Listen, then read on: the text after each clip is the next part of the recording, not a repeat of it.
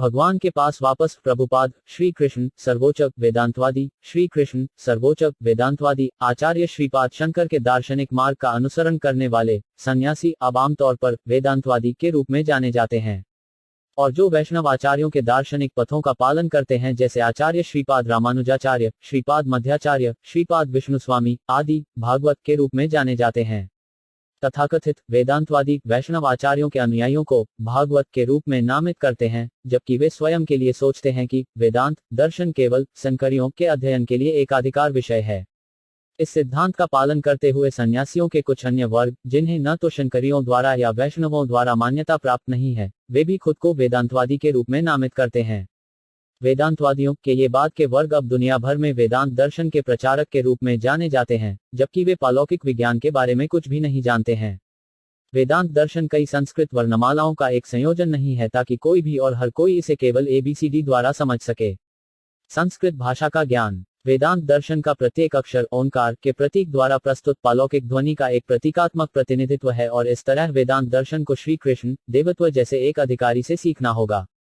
भगवत गीता में भगवान के व्यक्तित्व ने जोर देकर कहा है कि वे वेदांत दर्शन के मूल संकलक हैं और इसलिए वे इसके एकमात्र सर्वोच्च गुरु हैं।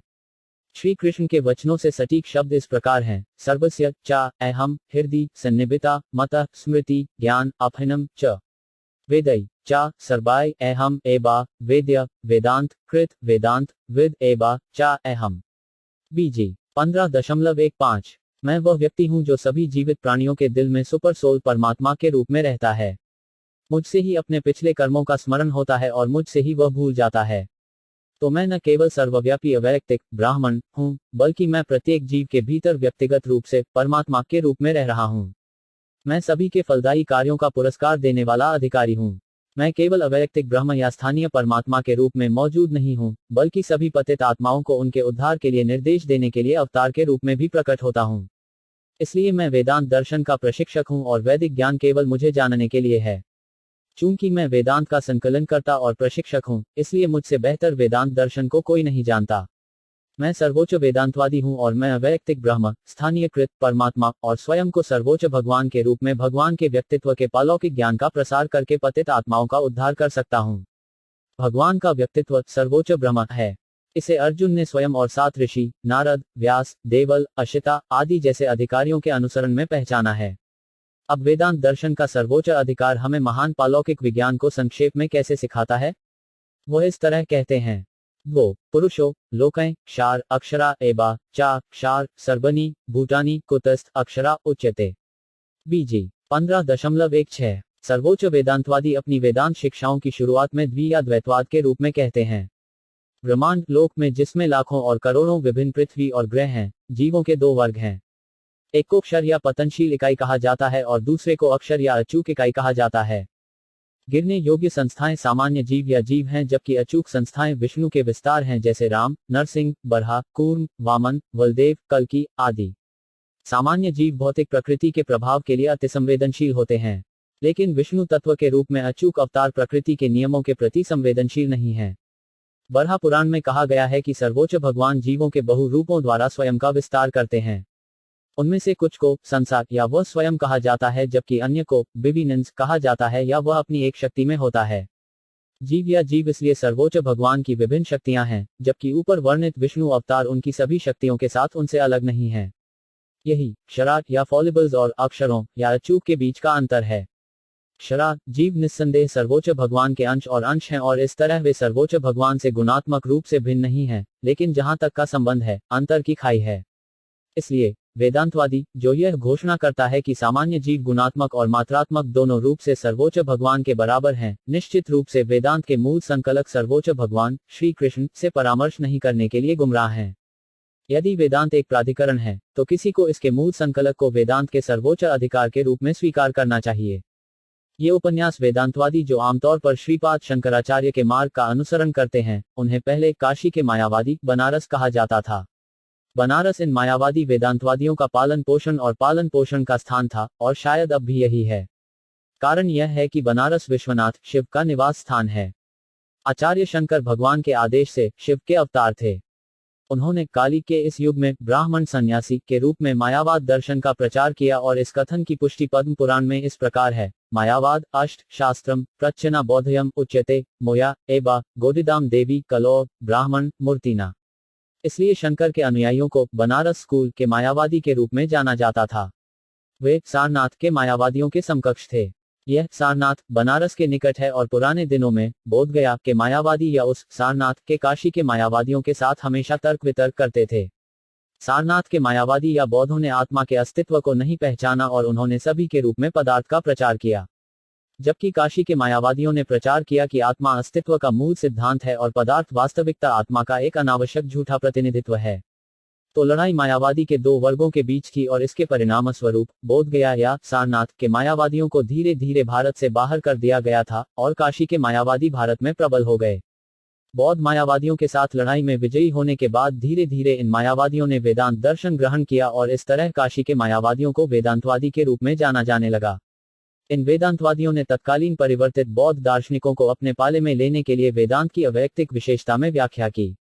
भगवान बुद्ध ने आत्मा का कुछ भी उपदेश नहीं दिया और उन्होंने अहिंसा के सिद्धांतों पर केवल आध्यात्मिक संस्कृति के लिए प्रारंभिक और बुनियादी योग्यता पर जोर दिया। हम अपने लेख भगवान बुद्ध में भगवान की ओर वापस में इस बिंदु पर पहले ही चर्चा कर चुके हैं। श्रीपाद शंकराचार्य ने सर्वोच्च भगवान की पहली दृष्टि ब्रह्म की अवधारणा द्वारा आध्यात्मिक प्राप्ति को और अधिक धक्का दिया। एक ब्राह्मण, दो परमात्मा और तीन भगवान, ये तीनों एक और एक ही पूर्ण सत्य हैं, लेकिन वे केवल बोध के विभिन्न चरणों से भिन्न प्रतीत होते हैं। इस विभिन्न अवस्थाओं को कैसे साकार किया जाता है, इसकी व्याख्या सर्वोच्च वेदांतवादी श्री कृष्ण ने की है, जो केवल वेदांत को उसकी वास्तविकता में जानते हैं। इस प्रकार वे ब्राह्मण की प्रथम बोध को क्षार और अक्षर पहलुओं में बताते हैं। अक्षर या पतित आत्माओं को हम जैसे हैं, अक्षर या अचूक ब्राह्मण को जानने के लिए वेदांत सीखना होगा। अक्षरा का अर्थ है ब्राह्मण, अक्षरा परमम ब्राह्मण। क्षार भी निस्संदेह गुणवत्ता में ब्राह्मण हैं, लेकिन वे परम ब्रह्म नहीं हैं क्योंकि वे माया अविद्या के प्रभाव में आने योग्य हैं। ब्राह्मणों की सभी दो श्रेणियों के सभी मामलों में समान होने का मायावादी का कथन गलत है। यह एक प्रकार का वर्ग तर्क है, लेकिन यह वास्तविक सत्य नहीं है। इस मामले को और अधिक स्पष्ट रूप से स्पष्ट करने के लिए सर्वोच्च वेदांतवादी श्री कृष्ण कहते हैं कि सर्वनी भूतानी यानी जीवों के मूल दादा ब्रह्मा से शुरू होने वाले सभी जीवित जीव तुच्छ चींटी तक सभी पतनशील प्राणी हैं, जबकि सर्वोच्च ब्राह्मण कूटस्थ है या वह जो अपना स्थान या स्थिति कभी नहीं बदलता है। अमरकोश में कूटस्थ शब्द की व्याख्या इस प्रकार की गई है, जो हमेशा के लिए सही क्रम में रहता है उसे कूटस्थ कहा जाता है। इसलिए कूटस्थ पुरुष या अक्षर पुरुष या विष्णु तत्व इससे अलग है। भौतिक प्रकृति की स्थितियों के अधीन क्षर पुरुष या सामान्य जीव। भागवत 11.1611 में साधारण जीव और परमात्मा के बीच के इस भेद को इस प्रकार समझाया गया है। अपरिमिता ध्रुवा तनुभूत जड़ सर्वज्ञता तारी ना शश्यता इति नियम ना ध्रुवा इत्रथ अजनी चा जाट मायाम तत् विमुच्य नियत्री भावे साम अनुजंतम जाट मातम माता धूलतया। हे मेरे प्रभु अचूक, यदि ऐसा होता कि असंख्य जीव अपने आप में बिना किसी सर्वोच्च के होते हैं, तो उन्हें आपकी अधीनता में नहीं रखा जाता। यद्यपि यह स्वीकार किया जाता है कि जीव सनातन सत्ता के अंश और अंश हैं, फिर भी वे आपकी अधीनता में हैं।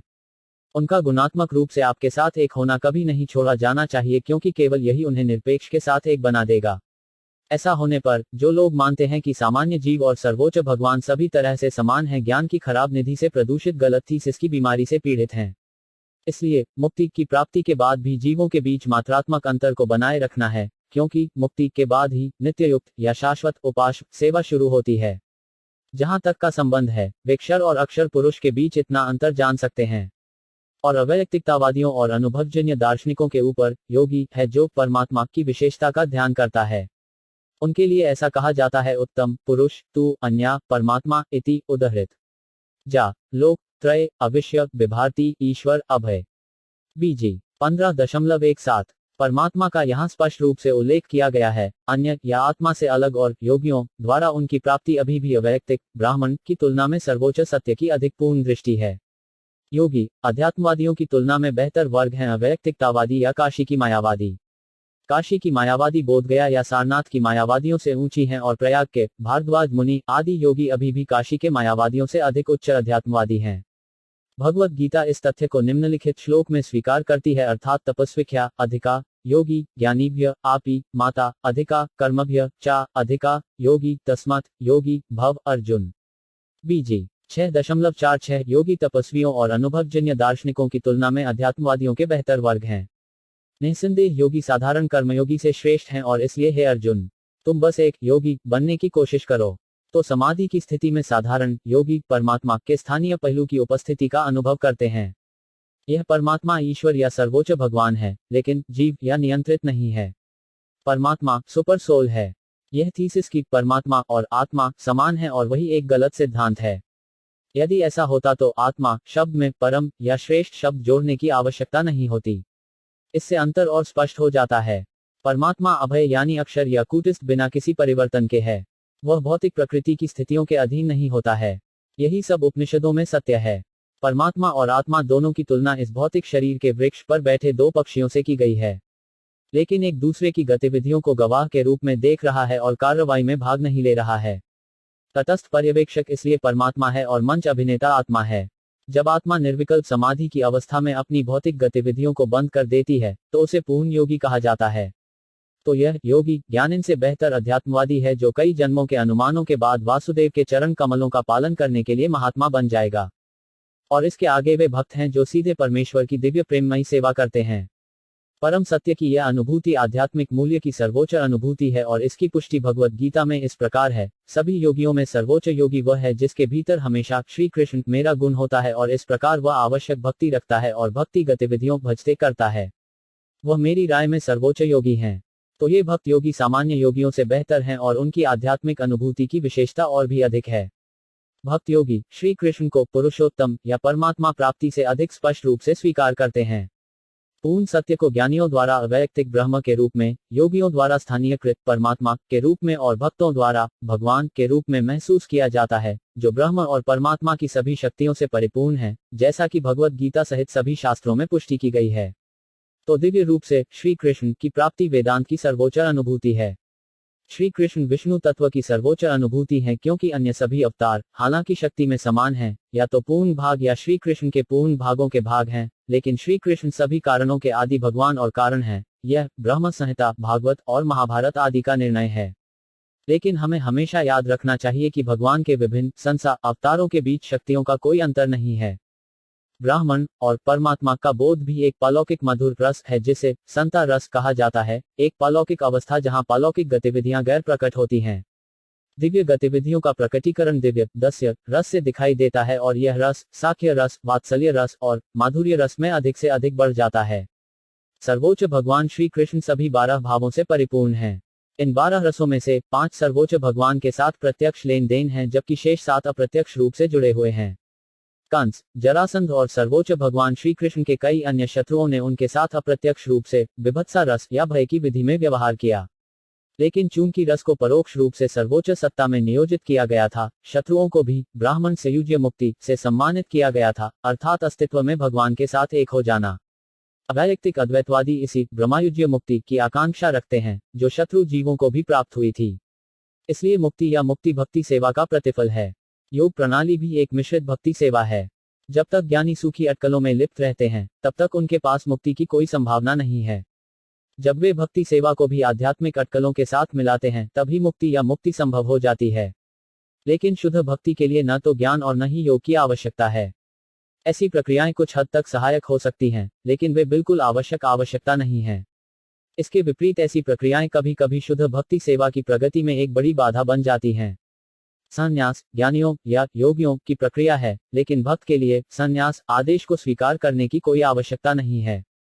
भक्ति सेवा जीवन के किसी भी चरण से की जा सकती है और भक्ति सेवा द्वारा केवल वही परिणाम प्राप्त कर सकता है यदि वह सभी तरह की इच्छा रखता है, जैसे कि ज्ञान, योग, कर्म, तपस्या या यज्ञ की श्रेणी में कोई अन्य चीज।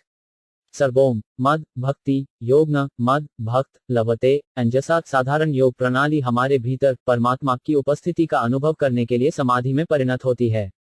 लेकिन इससे भी बेहतर योग प्रणाली पुरुषोत्तम योग की प्रणाली है।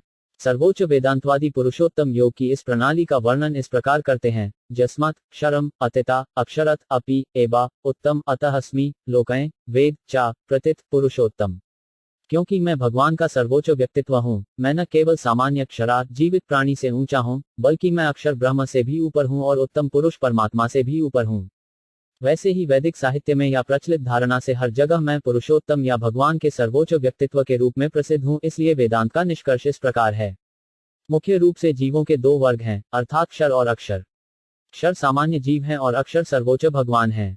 क्षर जीवों द्वारा सर्वोच्च भगवान को 3 अलग अलग चरणों में महसूस किया जाता है। चरण हैं 1 अवैयक्तिक ब्रह्म, 2 स्थानीयकृत परमात्मा और 3 सर्वोच्च भगवान। इस अनुभूति का वर्णन एक पर्वत को देखने के उदाहरण से किया जा सकता है। हिमालय पर्वत को दूर से देखने पर यह बड़े बादल वाली वस्तु जैसा प्रतीत होता है। जब कोई और अधिक निकट जाता है तो यह एक बड़ी पहाड़ी भूमि की तरह प्रतीत होता है, लेकिन जब कोई वास्तव में इस क्षेत्र में प्रवेश करता है तो वह हिमालय को उसके सभी प्राकृतिक सौंदर्य में देखता है, जिसमें सभी जीव रहते हैं। इसी प्रकार यदि वेदांत का अध्ययन किसी के ABCD सट्टा आदत की शैक्षणिक योग्यता पूर्ण सत्य को अवैयक्तिक ब्रह्म के रूप में या हमारे कामुक ज्ञान के ठीक विपरीत कुछ भी जान सकता है। जब वेदांत का अध्ययन एक योगी की दृष्टि के कोण से किया जाता है, जो पूरी तरह से इंद्रिय भोग में बंद हो गया है, तो परमात्मा की विशेषता से पूर्ण सत्य अपने आप में दिखाई देता है। लेकिन इन सबसे ऊपर जब वेदांत का अध्ययन श्री व्यासदेव, जो भगवान के शक्ति अवतार हैं, के दृष्टिकोण से किया जाता है, जो वेदांत सूत्रों के मूल संकलनकर्ता और इसके एनोटेशन श्रीमद् भागवत में है, तो उनके सार तत्व या परम सत्य में पूर्ण सत्य प्रकट होता है।